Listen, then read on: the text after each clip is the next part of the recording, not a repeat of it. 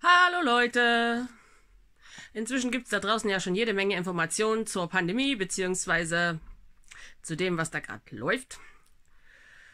Und ich dachte, ich liefere auch mal einen kleinen Beitrag, der vielleicht ganz nützlich ist. Ihr habt euch sicherlich schon gewundert, warum Schweden als einziges Land keinen Lockdown veranstaltet hat. Und da ziemlich Druck erfahren hat, ne? Alle sollten Lockdown machen, aber dem widerstanden hat. Und da kann ich euch eine Geschichte zu erzählen. Eine schwedische Geschichte, die ich live miterlebt habe, weil wir zu der Zeit in Schweden gelebt haben. Und zwar die Schweinegrippe. Ihr erinnert euch vielleicht, am 11. Juni 2009, 45 Tage nach Bekanntwerden der ersten Infektion, erklärt die Weltgesundheitsorganisation WHO die Schweinegrippe tatsächlich zur Pandemie. Arzneimittel-Telegramm vom September 2009. So, und in Schweden ging das dann schön. Also das Praktische war ja mit der Schweinegrippe, das lief erst auf der Südhalbkugel, Australien und so. Und man hatte genug Zeit, einen Impfstoff zu produzieren, bis dann bei uns Grippesaison war. Und da hat man natürlich fleißig dran gearbeitet und es dann auch geschafft. So, und die schwedischen Medien haben natürlich, wie die Mainstream-Medien üblicherweise das so machen, die Panik geschürt. Nicht nur jetzt, sondern damals auch. Und ich habe damals Zeitungsartikel gesammelt, weil ich habe das von Anfang an irgendwie gemerkt, hier läuft was. Hier läuft mehr als was normal ist. Und deswegen habe ich alle Zeitungsartikel aus der Zeit gesammelt und um das zu dokumentieren. Und das habe ich alles und ich zeige euch das mal. So, hier seht ihr meine Zeitungsartikel. Ich habe die ein bisschen versucht zu sortieren. Naja, sortiert ist übertrieben, aber ein bisschen in chronologischer Reihenfolge. So, da haben wir hier Aftonbladet, schwedisches Boulevardblatt. Neues und gefährliches Influenza-Virus. In den Lungen von Toten gefunden. Und hier: Das Virus hat sich verändert. Neue Studie warnt vor einer mutierten, gefährlicheren Sorte. Und dann haben sie natürlich hier, da gab es dann natürlich auch die Spezialärzte, die voll die Ahnung hatten. Und ja, da fing das dann an. Da steht da: Hier versucht der Arzt Per Gylfors die Leute zu beruhigen, die für die Impfung in der Schlange standen im St. Görans Krankenhaus. Jetzt warnen die norwegischen Behörden, dass die Schweinegrippe mutiert hat und noch gefährlicher geworden ist. Aus dem Aftonbladet. Also ihr seht, man hat das, also das ist ja nur ein Beispiel, ne? Aber man hat ordentlich Panik geschoben. Und deswegen war dann bald der Impfstoff da. Aber erstmal musste man die Leute natürlich noch hinhalten bis zum Impfstoff. Ich das mal das Papier hier hin. So. Aber man hat ihnen schon früh angekündigt, also das hier war im November. Und der Impfstoff wurde schon im August angekündigt. Gratis Vakzin mot Influenza. Kostenlose Impfung gegen Influenza. Die schwedische Bevölkerung bekommt wahrscheinlich kostenlos die Schweinegrippeimpfung. Und dann haben wir da drunter auch noch ein Bildchen, wo bis dahin positive Fälle von Schweinegrippe im Land aufgetreten sind. Da sieht man das. Wir haben hier gewohnt, hier in Schippingsland, 6 Fälle. Der Wahnsinn. Wenig Tote, viele Kranke. Ja, und dann gab es täglich Meldungen in der Zeitung, die ich alle gesammelt habe. Influenza-Milliard till Landstinget. Da haben sie viel Geld dafür gekriegt von die Diabetiker und die Schwangeren sollen mit als erstes geimpft werden. Landstinget hat um finanzielle Hilfe gebeten. Und deswegen hat die Regierung dann eine extra Milliarde Kronen, also eine Null muss man wegstreichen, dann hat man es in Euro, dazu geschustert, damit die ihre Massenimpfung gegen die Schweinegrippe machen können. Und natürlich, die Schlagzeile muss immer sein, noch ein Schwerkranker an Schweinegrippe erkrankt. Mit Einzelfällen kann man immer gut Panik erzeugen. So, jetzt fängt der Impfplan an. Das Landstinget, also das ist die Gesundheitsbehörde in Jönköpingslän, da haben wir gewohnt, deswegen auch diese Zeitung. Das meiste hier ist aus der Vetlander Posten, die Zeitung, die wir da abonniert hatten. Und das Landstinget hofft also, im Oktober mit den Impfungen beginnen zu können. Hier auch wieder Impfstart im Oktober, vom 16. September 2009. Mitte Oktober fängt die Massenimpfung gegen die Schweinegrippe im Bundesland an. Sie soll bis Jahresende gehen und nach Jahreswechsel ist dann Zeit für die zweite Dosis. Also man sollte sich 2 Dosen von dieser Schweinegrippe-Impfung holen. Und natürlich musste man die Leute bei Laune halten, damit sie sich auch impfen lassen. Influenza-Gefahr ist nicht vorbei. Schreibt die Zeitung, die schnelle Ausbreitung der Schweinegrippe ist bis jetzt ausgeblieben, aber die Gefahr ist nicht vorbei. Wir haben eine Pandemie, die uns mit stärkerer Kraft treffen wird, sagt der Infektionsschutzinstituts-Generaldirektor Johann Carlsson. Also natürlich Pressekonferenzen und so weiter. Die Influenza kommt. Sie ist nur verspätet, war die Botschaft auf der Pressekonferenz. Und dann steht hier, wer da alles da mitgemacht hat. Und dann gibt es natürlich, haben sie schon ein Impfschema ausgedacht, wer in welcher Kalenderwoche geimpft wird. Also Kalenderwoche 42 das Krankenhauspersonal, Woche 43 und 44 Kinder und Erwachsene in Risikogruppen, zum Beispiel Schwangere und Menschen mit chronischen Erkrankungen. Und dann in der Woche 45 die von 18 bis 25-Jährigen, in der Woche 46 die 26 bis 30-Jährigen und so weiter. Da haben sie von unten nach oben die Leute nach Altersklassen eingeteilt und jeweils in dieser Woche geimpft. Das war der Plan. Den hatten sie schon im September und haben den dann entsprechend durchgezogen. So hanteras Pandemin i Sävsjö. So wird mit der Pandemie in Sävsjö umgegangen. Also man hat genau einen Plan gemacht und schon relativ früh und hat den dann gemacht. Und dann wurde natürlich auch ein bisschen Werbung dafür gemacht. Die Influenza-Impfung kann Milliarden sparen. Also, aber das ist natürlich nicht sicher. Wenn 6 von 10 Schweden sich gegen die Schweinegrippe impfen lassen, kann es der Gesellschaft die Kosten von 2,5 Milliarden Kronen ersparen quasi. Aber das ist natürlich nicht sicher, ob das mit der Wirklichkeit übereinstimmt. Steht auch da. Und dann Beruhigung. Die Schweinegrippe ist nicht mutiert seit dem Frühjahr. Vom 22.09.2007 aus der Vetlander Posten. Also die meisten Beiträge sind aus der Vetlander Posten. Hier ist mal einer von der Dagens Medizin. Das ist so eine Zeitung, die im Krankenhaus auch ausliegt und die Krankenschwester und Ärzte lesen, so Ärztebummi-mäßig. Ja, nicht ganz, da gibt es noch ein anderes Blatt. Aber ja, das ist so für die Angestellten im Gesundheitswesen. So, dann Wortverbundet willigt at je spruiter in de Läkarverbundet. Also da will der Pflegeverbund die Impfungen machen, nicht der Ärzteverbund, heißt das auf Deutsch? So, für den Massenimpfungen gegen die Schweinegrippe braucht das Landstinget kompetente Impfer. Wortverbundets Ordförande, also der Vorsitzende des Wortverbundes, Wort heißt Pflege und Verbund ist halt ein Verband. Der hat sich dafür gemeldet, aber nicht der Lägerverbund, also nicht der Lägerverbund, die Ärzte nicht, der Ärzteverbund nicht. Smittansprit inte so snabbt, wird nicht so schnell verbreitet, also man hat noch genug Zeit dann, die Gefahr ist natürlich noch nicht vorbei und überhaupt. Und fuck, ob man till Vaccinierung, also impft euch, hat die vom Pflegeverbund die Leute aufgefordert, vor allem natürlich die Angestellten des Pflegepersonals, damit sie keine Infektionen verbreiten. Hier ein Artikel auch oder aus der Wedlander Posten.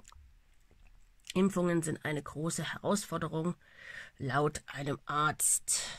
Die am 5. Oktober beginnende Massenimpfung gegen die Schweinegrippe in Jönköpings Län. Nein, also beginnt die Massenimpfung am 5. Oktober. Zuerst ist das Pflegepersonal dran, dann die Schwangeren, Diabetiker und die Lungenkranken. Das wird eine große Herausforderung, sagt Per-Erik Obohm der Smittschütz-Läkere von Rühof. Smittschütz ist hier Infektionsarzt. Ach, Schwedisch und Deutsch immer. Ja, da haben sie einen Plan gehabt. Höglandet Nü ist auch so eine Zeitung. Da haben sie hier oben ein paar Leute gefragt, wirst du dich gegen die Schweinegrippe impfen? Und ja, das soll man ja. Das hat meine Mutter entschieden, sagt Mathilda aus Sävsjö. Und Johanna aus Sävsjö sagt, ja, na klar. Und Lukas sagt, vet inte, ha inte funderat. Ich habe da noch nie nachgedacht, weiß ich nicht. Und noch ein Christopher aus Sävsjö sagt, ich weiß es nicht. Aber ich habe schon ein bisschen Angst davor, das zu kriegen. Also, entweder ja oder man hat eh keine Wahl. Dann 25.09. September dann 2009. Die gemeldeten Influenza-Fälle sinken fortwährend. Die Anzahl neu gemeldeter Influenza-Fälle sinkt weiter in Schweden. Und die Verbreitung der Krankheit scheint abgenommen zu haben. Das bedeutet, dass eine neue Erkrankungsspitze frühestens Ende Oktober kommt. Also, die Impfung kommt rechtzeitig. Und natürlich hat man auch die Politiker mit Informationen ausgestattet. Politiker, also was bei uns Bundestagsabgeordnete werden, bekommen Pandemie-Informationen. Dass die Influenza-Impfung ist um mindestens eine Woche, vielleicht auch 2 oder 3 verspätet. Ich muss mal die Kameralinse putzen, glaube ich. So. Wir bekommen trotzdem kleine Dosen von diesem Impfstoff und können bis Mitte Februar damit impfen. Ja, dann haben sie da jemanden im Interview, der da Ahnung hatte, oder meinte Ahnung zu haben, September. So zwischendurch Schlagzeile, die ich dann auch interessant fand. Neue ökonomische Weltordnung in Sicht. Da haben sich der schwedische Präsident, oder wie, ich weiß nicht, der heißt, ja, der Fredrik Reinfeldt war da, der Chef. Und der Obama, die Hand geschüttelt auf dem G20-Gipfel. Und grünes Licht für Pandemie-Impfstoff. Wedlander Posten am Samstag, 26. September 2009. Die Europäische Medikamentenbehörde EMEA hat grünes Licht gegeben und den Impfstoff gegen die Schweinegrippe zugelassen. Und da war aber noch nicht klar, ob in 1 oder 2 Dosen. Da steht auch noch hier schön, Fakten, Schweden hat ungefähr 18 Millionen Dosen Pandemrix bestellt.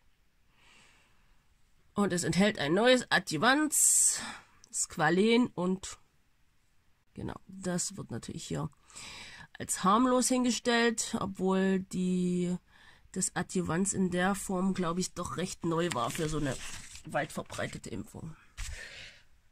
Personal riskiert mit der Patienta. Das Personal riskiert, die Patienten anzustecken. Deswegen wird in der Dagens Medizin, also in der Zeitung, die das Krankenhauspersonal und so liest, natürlich geraten, dass sich alle im Krankenhaus Angestellten gegen die Schweinegrippe impfen. Und der Anders Tegvill irgend so ein Chef beim Sozialstyrelsen, der findet es natürlich schade, dass es welche gibt, die da nicht seiner Meinung sind. So, dann weiterhin, die Schweinegrippe verliert ihren Griff. Die Schweinegrippe gibt es wenig Fälle und im ganzen Land nehmen auch die Fälle ab. Und natürlich muss man die Leute bei Laune halten, weil sie sollen sich ja impfen. Also, die Grippe ruht, aber wird schon bald wieder Fahrt aufnehmen. Die Schweinegrippe hat sich bis jetzt ruhig verhalten. Nur 16 Fälle wurden überhaupt im Bundesland festgestellt. Aber laut Infektionsarzt Per-Erik Oberm ist es zu früh, um sich zu freuen. Er glaubt, dass die Grippe neu Anlauf nimmt. Dann gab es hier einen Kranken, der hat es natürlich in die Zeitung geschafft. Der Zustand des 23-jährigen Manns aus Norrköping, der seit Sommer mit schweren Komplikationen der sogenannten Schweinegrippe im Krankenhaus liegt. Also dem geht's besser. Er ist wach und kommt kurze Stunden ohne Beatmungsgerät klar. Also da ist einer schwer erkrankt an der Schweinegrippe und den muss man natürlich schreiben, aber da steht nichts über irgendwelche Nebenerkrankungen, die er vielleicht gehabt hat. Also, wow. Natürlich nicht. Jetzt kommt die Impfung. Juhu, 9. Oktober. Die ersten Lastwagen mit dem Impfstoff gegen die Schweinegrippe rollen über Schwedens Grenzen. Bald gibt es den Startschuss für die größte Massenimpfung in moderner Zeit. Die Frage ist nur, wie viele sich dann impfen lassen. Wedlander Posten vom 9. Oktober 2009. So, dann kam die Impfung immer näher. Nächste Woche fängt das Impfen an. Vom 9. Oktober 2009. Wir liegen also im Plan. Jetzt soll Wedlander geimpft werden. Woche 47 wird die Allgemeinheit geimpft. Vom 16. Oktober 2009 in der Wedlander Posten. Und natürlich die Krankenschwestern wurden zuerst geimpft. Hier nochmal der Impfplan für Wedlander. Wedlander Kommune war das, wo wir gewohnt haben. Und das lief alles nach Plan. Und natürlich die Risikogruppen zuerst.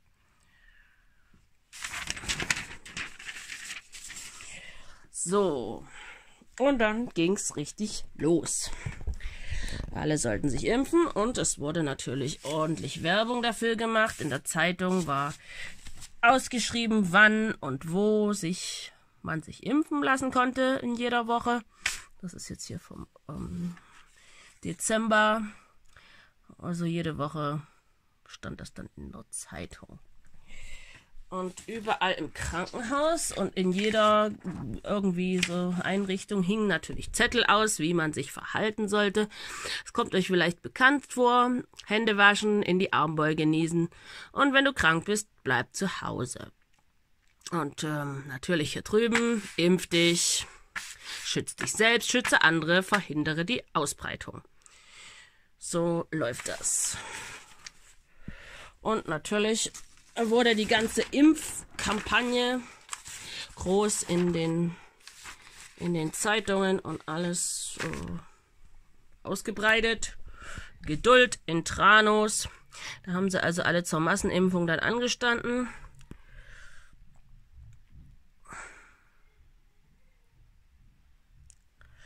Ungefähr 60% haben sich impfen lassen hier. Stich selbstverständlich für Junge in Eksjö.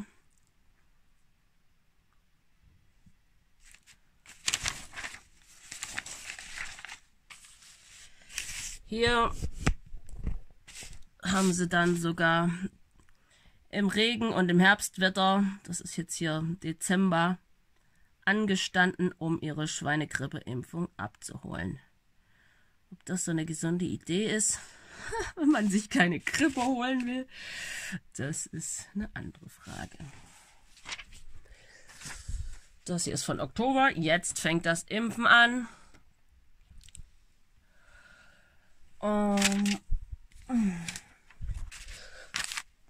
Hier mal wieder eine Pressekonferenz. Wahrscheinlich reicht eine Impfdosis für die meisten Erwachsenen.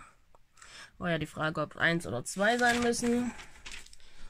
Und natürlich immer die Sorge um die Desinformation. Also, wie begegnet man Desinformationen über die Pandemieimpfung? Wird sich da gefragt und drüber ausgelassen. Dagensmedizin. Ich rück euch mal ein bisschen mehr ins Licht hier, sonst wird's so schattig. So, Nyska Wortpersonal Schütters mot Influenzan. Also zuerst die Krankenschwestern und alle, die im Warden gearbeitet haben. Da habe ich ja auch gearbeitet. Und es haben sich auch die Ärzte brav impfen lassen, bis auf ich und eine ältere Ärztin. Alle anderen, die bei mir da auf der Station gearbeitet haben, haben sich brav impfen lassen. Und hier steht, dass die sich nicht impfen lassen wollen, gezwungen werden können, nicht mehr mit Menschen, sondern irgendwelche Arbeit zu arbeiten, sondern andere Arbeitsaufgaben zu kriegen. Das ist mir nicht passiert. So, omsorgs Personal fürst üt ad vor schütt. Genau, zuerst die vom Pflegepersonal. Impfung, Impfstoff ist hier gegen die Grippe. Juhu! 500 Dosen Intronas. Man kann damit schön Schlagzeilen machen. Auch hier wieder, das Pflegepersonal bekommt ihre Grippeimpfung gegen Schweinegrippe. 15. Oktober 2009. Dann gab es hier einen Arzt, der hat die Massenimpfung in Frage gestellt. Hysterie und Verrücktheit. Also diese Stimmen gab es natürlich auch von Anfang an. 21. Oktober 2009 in der Wedlander Posten. Dann die ersten Impfungen, gab natürlich auch dann die ersten, die Nebenwirkungen hatten, krank vom Impfstoff. In der Expressen, auch so ein großes Boulevardblättle in Schweden.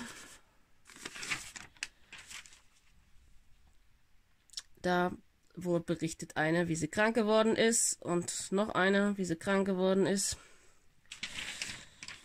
Und Fragen und Antworten natürlich. Das war zu der Zeit, wo gerade die Impfkampagne so richtig am Laufen war. Und natürlich hat der Arzt, der sich da kritisch geäußert hat, gleich einen Shitstorm gekriegt. Storm mot Läker Utalande mot Massvaccineringen. Darf man natürlich nicht sagen. Klar, das ist natürlich genauso, war das damals, wie das heute ist. Und die Gefahr ist natürlich nicht vorbei, deswegen impft euch alle. Das hier war ein Artikel über die Risikogruppen, die sich impfen lassen sollten. Und hier steht genau, wann und wo man das machen kann. Und wer Risikogruppen sind und so weiter und so fort. Die Schweden haben das ziemlich gut geplant.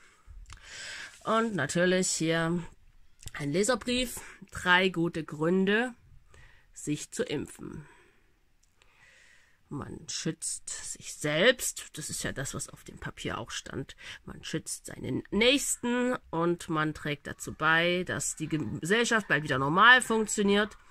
Und dann wird auch noch erklärt, wie es vor sich geht und wer ist dann natürlich wieder verantwortlich. Der Infektionsarzt Per Erik Obohm, der war da recht viel unterwegs in der Zeit, genauso wie der Anders Tecknell. Also das ist von den höchsten Tieren geschrieben worden. Und die Schlagzeilen aus der Welt fehlen natürlich auch nicht. Schweinegrippe hat über 1000 Menschen in den USA getötet. Damit kann man die Leute natürlich auch immer schön verschrecken mit solchen Zahlen, die sich auch nicht überprüfen lassen, weil es sogar noch im Ausland ist. So kann Jönköpingsland drabbas av Svininfluenzan. So könnte Jönköpingsland von der Schweinegrippe betroffen werden. Also reine Hypothese, wird dann wieder hier gerechnet und gemacht, wie viele betroffen werden können, wie schlimm es werden könnte. Was haben sie sich ausgedacht? Ungefähr in Tiotal, da gibt es nicht so ein deutsches Wort dafür, also im 10er-Bereich brauchen Intensivward, ITS-Behandlung. Und 1 bis 2 Leute sterben. Das kann die Folge der Schweinegrippe sein, wenn sie in Jönköpings Län herrscht. Aber natürlich, die sich impfen lassen, verringern das Risiko zu erkranken. Und natürlich, ich vergleiche die Impfung mit einem, ich kann kein Deutsch, wenn ich Schwedisch lese, mit einem Sicherheitsgurt im Auto. Die meisten von uns, die haben davon nie einen Nutzen. Aber wenn es mal dumm kommt, nein, ist es dumm, ihn nicht anzuwenden, weil man weiß ja nie, wann ein Unglück passiert, sagt der Krankenhausdirektor vom Schügwort, der Gesundheitsdirektor vom Landsting, jetzt vom Jönköpings Län.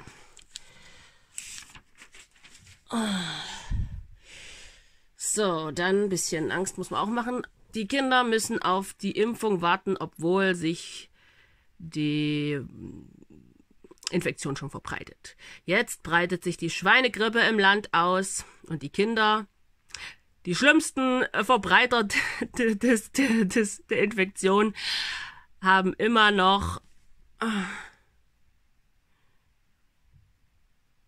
keine Impfung bekommen, weil die Risikogruppen priorisiert werden. Außer Skåne ist davon abgewichen vom Schema und hat die 3- bis 5-Jährigen vorgezogen. Also Kinder zuerst. Und dann gibt es natürlich hier die Schlagzeile in der Metro, auch eine schwedische Zeitung. 40% der Angestellten im Krankenhaus, wo die Impfung halt, für die Impfung halt zuerst angeboten wurden, haben Nein, danke dazu gesagt. Die Angst vor Nebenwirkungen beunruhigt. Der Infektionsschutzarzt sagt, das ist unglücklich, wir werden deswegen Leben verlieren. Und natürlich, jetzt geht's los. Erhöhte Verbreitung der neuen Grippe. Die Kurve für die Anzahl der Influenza-Erkrankten steigt steil nach oben. Gleichzeitig haben ungefähr 1 Million Schweden sich impfen lassen. Die meisten gehören einer Risikogruppe an. Aber in Stockholm ist sogar 1/5 der Impften normale Patienten, also gesunde, meinen die damit. Vom 28.10.2009 in der Vetlanda Posten. 28.10. auch Vetlanda Posten. Küssstopp wegen der Influenza. Um eine Ansteckung mit der Schweinegrippe zu vermeiden, ermahnte der türkische Gesundheitsminister gestern seine Landsleute, Küssen zu vermeiden und Händeschütteln in den kommenden Monaten. Ja. Die Kinderkliniken sind bereit, die neue Grippe, so haben sie es genannt, der neuen Grippe zu begegnen. Und hier wird natürlich toll geimpft. Die haben dann am Schluss, kurz bevor die Impfung losging, das Alter nochmal runtergesetzt. Ab 6 Monate durfte man dann die Kinder impfen. Sarah Lindholm, 1,5 Jahre, bekommt eine Spritze von der Krankenschwester Agneta Wyholm-Holt. Und da gucken sie alle zu dabei. Rosecker-Effekt auf Vaccinet. Der Effekt des Impfstoffs ist natürlich nicht ganz klar.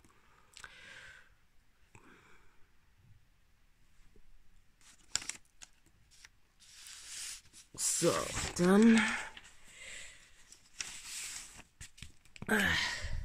Aftonbladet.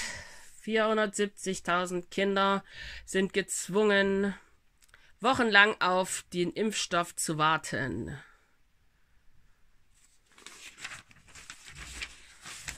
Sowas. So, dann. Sie müssen auf die Impfung warten. Und sind dann ganz froh, wenn sie kriegen.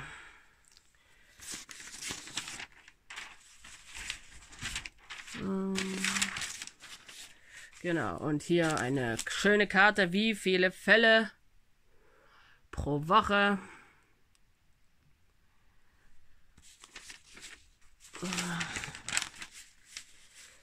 Damit kann man dann die Seiten der Zeitung füllen. So bekommen Kinder ihre Impfung. 10 wichtige Fragen und Antworten auf die Krankheit.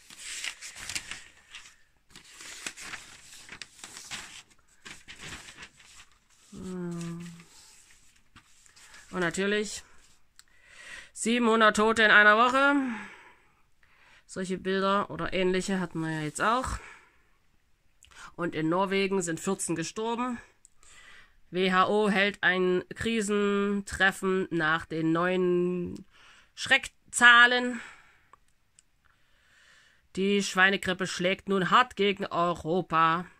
Hier ist eine Schule in der Türkei, die desinfiziert wird.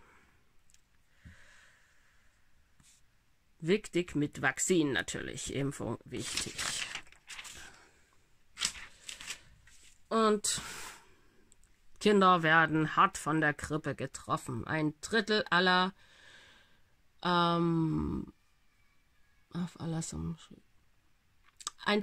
die im Krankenhaus behandelt wurden gegen Schweinegrippe, sind unter 10 Jahren, laut dem Landstinget in Stockholm. Aber die Statistiken sind nicht ganz so zuverlässig, steht dann da auch. So, da haben wir also dann alle schön geimpft. Und dann wurde es Richtung Dezember und die Impfung ging weiter. Da hat das Län, also Jönköping, seinen ersten Todesfall verzeichnen können an der Schweinegrippe. Und was hat man dann erreicht? 23.12. schreibt die Zeitung, 70% ungefähr haben sich impfen lassen, oder man denkt ungefähr, dass 70% sich impfen lassen. Bis zu dem Zeitpunkt waren es 61, aber die Impfkampagne war noch nicht ganz durch. So, dann war die Impfkampagne vorbei. Jetzt ist die Impfkampagne gegen die Schweinegrippe für dieses Mal in Jönköpings Län vorbei und das Resultat ist, dass 66% der Einwohner sich haben impfen lassen. Am meisten die 31- bis 40-Jährigen und am wenigsten die 18- bis 30-Jährigen. Jetzt wurde die Impflieferei noch erstmal vorübergehend gestoppt, und bis das dann die zweite Impfdosis ansteht. Und dann musste natürlich die zweite Impfdosis her. Die Kinder kriegen ihre zweite Impfdosis. Impfe dein Kind mit der zweiten Dosis gegen die neue Grippe, die Schweineimpfung, die Schweineinfluenza.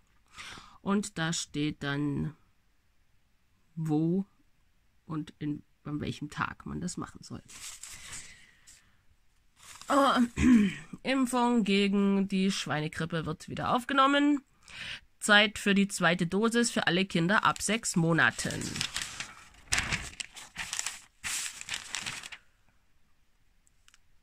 Da haben sie ein paar fotografiert, die dann sich die zweite Spritze für ihr Kind abgeholt hat. Aber nicht nur die Kinder bekommen diese Woche eine Impfspritze.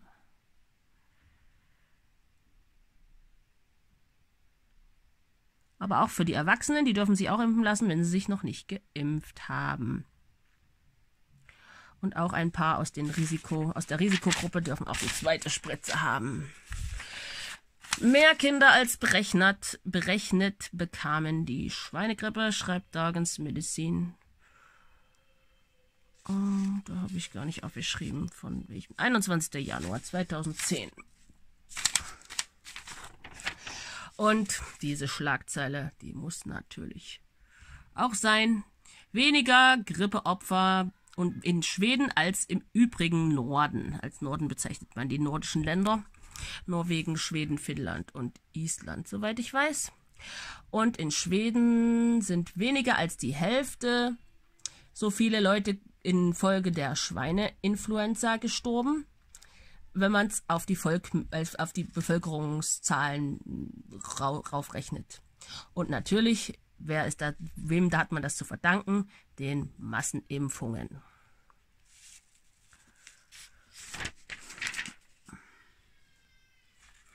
So, natürlich muss man noch ein paar Impfungen verkaufen, also die Bedrohung der Schweinegrippe ist noch nicht vorbei. Und die Jungen ohne Impfung, die sollen sich natürlich jetzt noch impfen lassen, weil die haben natürlich immer noch ein großes Risiko. Und es kommt eine zweite Welle, obwohl natürlich die Zahlen gerade runtergehen. Eine gute Durchimpfung verhindert die Verbreitung. Die Schweinegrippe ist bald besiegt. Ungefähr 70% haben jetzt einen guten Schutz. Ja.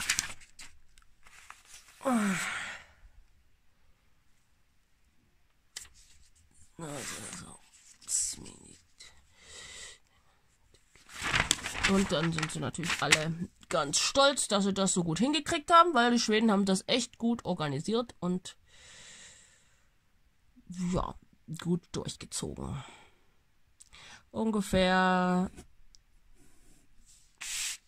221.000 Bewohner des Bundeslandes wurden gegen die neue Grippe geimpft.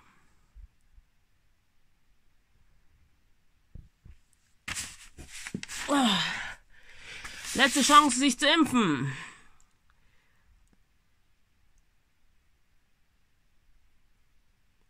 Kostenlos natürlich. 26.03. Das war dann schon im März 2010. Da war die ganze eigentlich schon vorbei. So, und dann, was hatte man dann? Übrigen Impfstoff, den keiner wollte. Den man dann irgendwo verklappt hat. Impfstoff im Wert von 6,5 Millionen Kronen ist übrig geblieben. Die müssen wir wohl einlagern und dann verkaufen. Ich glaube, die wurden nie verkauft, sondern weggeworfen. Aber man hat ja gehofft, dann impfen noch welche.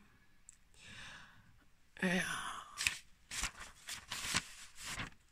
Hier nochmal ein Artikel. Sich nochmal zu impfen, die zweite Dosis für Kinder und die in der Risikogruppe. Auch wieder Wedlander Posten. So, haben sich also alle brav impfen lassen. Und dann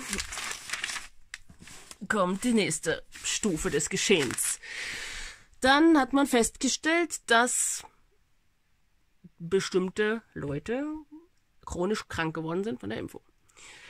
Und da so viele in Schweden geimpft wurden, konnte man da auch dann Studien machen, die klar gezeigt haben, dass die Schweinegrippeimpfung gerade bei Jungen mit Narkolepsie einherging. Hat man ja in Deutschland so ein bisschen klein geredet und dann oft in den Verschwörungsbereich wieder verschoben, aber die Schweden haben dazu Studien gemacht und das wurde offiziell anerkannt, dass Narkolepsie eine Nebenwirkung dieser Impfung war. Vom 1. April her, die Gruppe der Impfgeschädigten wächst. Die Marie aus Eksjö ist von Pandemrix betroffen und hat eine Facebook-Gruppe gestartet. Und 81 Fälle von Narkolepsie haben sie in dem Moment untersucht. 3 Fälle davon in Jönköpingslän. Die 36-jährige Marie Almqvist in Eksjö hat ernste Nebenwirkungen durch die Pandemrix-Schweinegrippeimpfung bekommen und hat dann eine Facebook-Gruppe gestartet.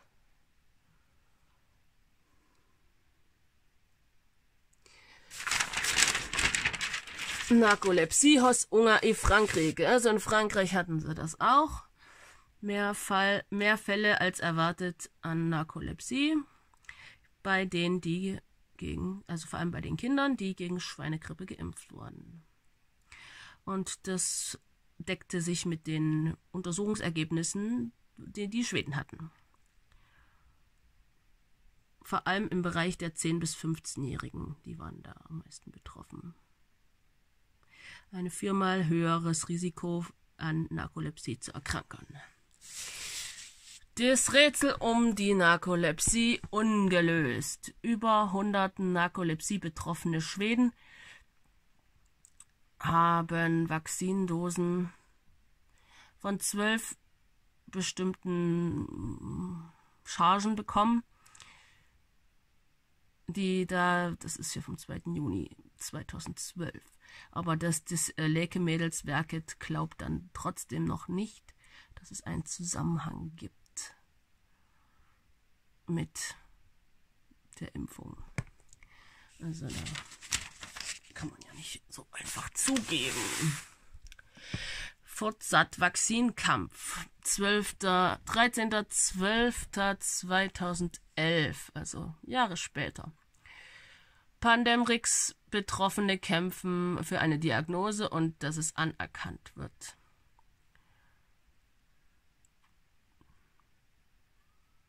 Ah ja, und dann haben sie den Pandemrix für Kinder und Jugendliche unter 20 die Zulassung entzogen. Aber die Erwachsenen, die die gleichen Nebenwirkungen hatten, die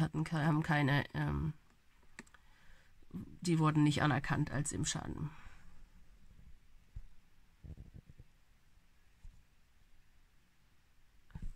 Nachdem man einen Zusammenhang mit Narkolepsie und Pandemrix bei Kindern und Jugendlichen gesehen hat, hat man den Informationstext in dem schwedischen Medikamentenregister, FASS heißt das, geändert.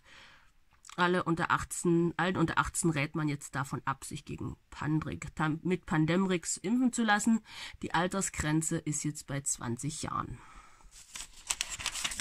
Hat sich, glaube ich, danach auch keiner mehr impfen lassen. Narkolepsie-Opfer sind der neue Contergan-Skandal. Vom 22. Februar 2012. Wie konnte die Volksgesundheitsministerin Maria Larsson und die Staatsepidemiologin Annika Linde auf so schwacklichen medizinischen Grund die Massenimpfungen so propagieren? Fragt hier jemand.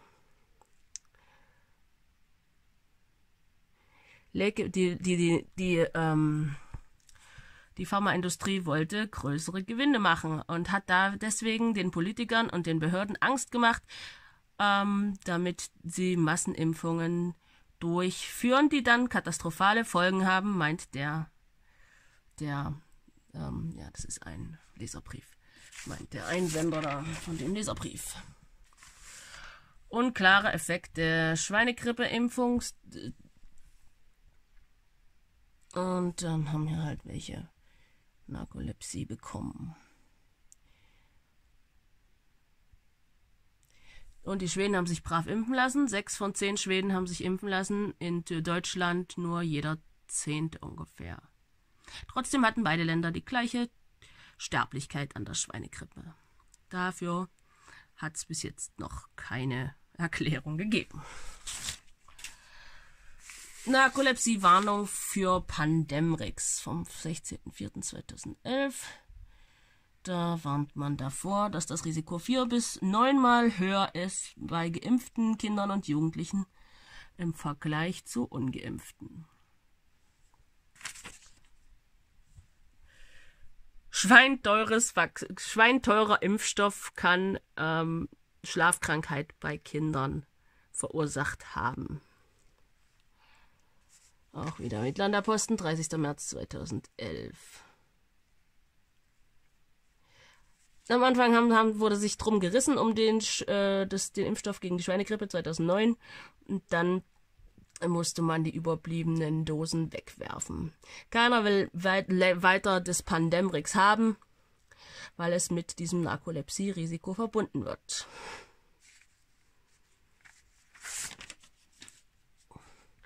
Impfung kann Schlafkrankheit verursachen. Studie vermutet einen Zusammenhang. Man hat zu viel Risiko einkalkuliert. Und dann wird hier erklärt, wie Narkolepsie funktioniert. Also einfach einschlafen ohne Vorwarnung.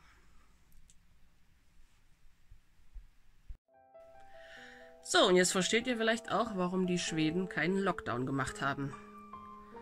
und warum die Schweden da sehr umsichtig und vorsichtig mit der ganzen Panik und Situation umgehen, weil sie nämlich offensichtlich aus dieser Schweinegrippe-Geschichte gelernt haben. Und man kann nur hoffen, dass es nicht so weit kommt, dass es sich wiederholt und jetzt alle sich brav gegen die Corona-Geschichte impfen lassen, weil es wird sich sicherlich sonst genauso wiederholen, wie wir das in Schweden erlebt haben. Und man weiß nicht, mit welchen Nebenwirkungen dann das einhergehen wird.